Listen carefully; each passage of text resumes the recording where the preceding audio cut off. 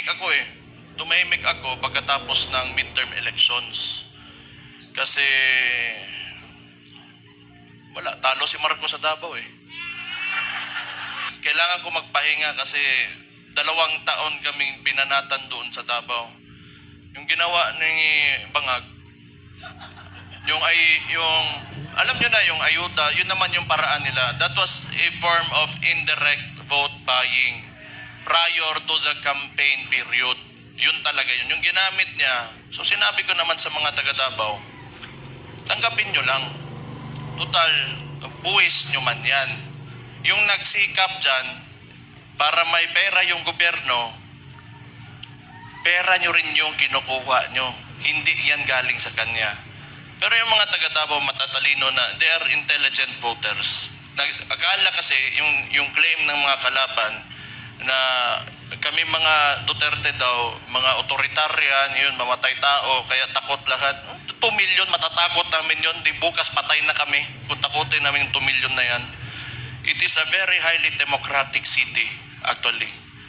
Pagka pumunta kayo, that is why, awa ng Diyos, pasalamat ako, sa Davao ako naging mayor kasi ang mga tao dyan, alam nila anong gagawin nila at mahal nila yung lugar nila.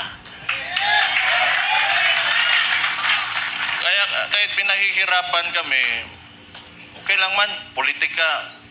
Tapos, Marcos lang. Alam naman natin sa tatay pa lang yan.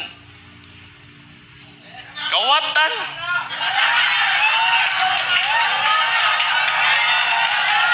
Kasi ganito yon. Nung nagsimula yung kampanya nung 2022, kasama niya yung kapatid ko, the Vice President. Siyempre, inisip ko rin, siguro, itong tao na to gusto maging presidente, he will redeem the Marcos family name. So, hindi ko naman talaga inisip na may ganun din pala kagago yung tao na yan. Kung siguro nasa isip niya, kung sira na yung pangalan namin, sirain ko na lang lalo. Wala naman akong politika lang to. Kung bahala sila, magalit sila sa akin. Si Auntie Claire, tanawa. Pagkatapos ito, Auntie Claire, si Mayor Baste, lolo ni Mbuanga ka.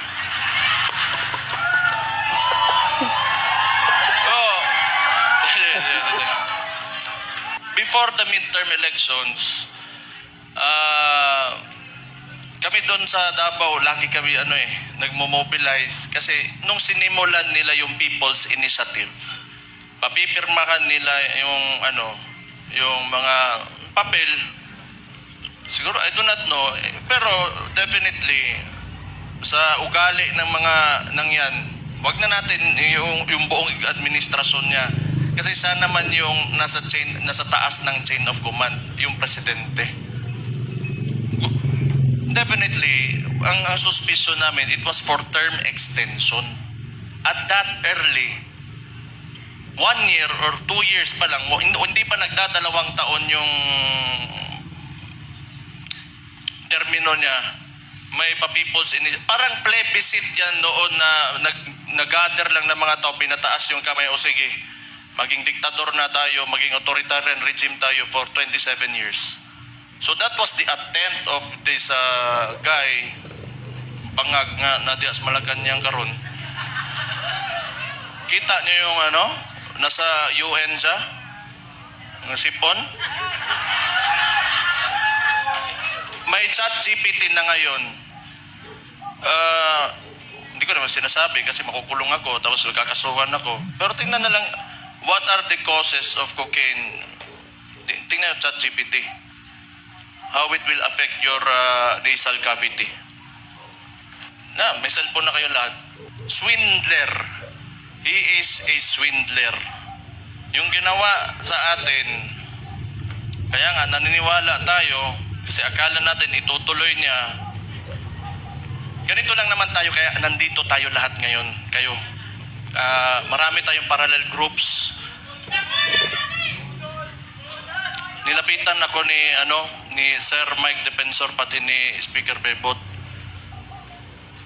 Na nakita ko sila pagdating nila doon sa bahay ko, patay problema na po ni. Akala nila tumigil na tayo. Hindi pa tayo tumigil. Anong gusto nila? Lalabasin lahat ng ginawa nila. Tingnan mo katangahan nito ni Bangag. Siya nagbukas ng usapin ng flood control na may mga ghost project.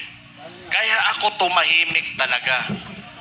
Kasi hinayaan ko na mag-self-destruct yung gago na yan. Kasi alam kong sasabog sa mukha niya yan. Because unang-una sa lahat, pag ikaw eksekutibo, you cannot point at someone else for the mistakes of your administration. Responsibilidad mo yan, ibig sabihin, either hindi ka nag-iisip o kulang ka sa pag-iisip o hindi mo talaga gusto yung trabaho mo. O kita mo ngayon, nag-backfire sa kanya and they attempted to, lagi nilang ililiko doon. Pinakita naman namin lahat sa Davao, walang ghost project, may resibo kami lahat doon. Anong resulta ng ginawa nila? Kasi tinawag na natin yan, yung 2024 is the most corrupt budget, or the 2025, yung sinabi ni Sid Ungab nung panahon. Hindi, lahat yan kasi sa'yo nang kaupo eh. The most corrupt loss to corruption, umaabot na sa trillion. It doesn't make sense anymore. Saan mo pa gagastusin yung pera na yan kung nasa bulsa mo yan? For what? Magkano ba gusto mong, yung kanin mo, gusto mo tag 200 pesos per kilo? Gusto mo yung pinakamasarap na pagkain, pinakamasarap na steak? Ano ba gusto mo sa buhay mo? Yan yung mga yan, mayayaman na yan.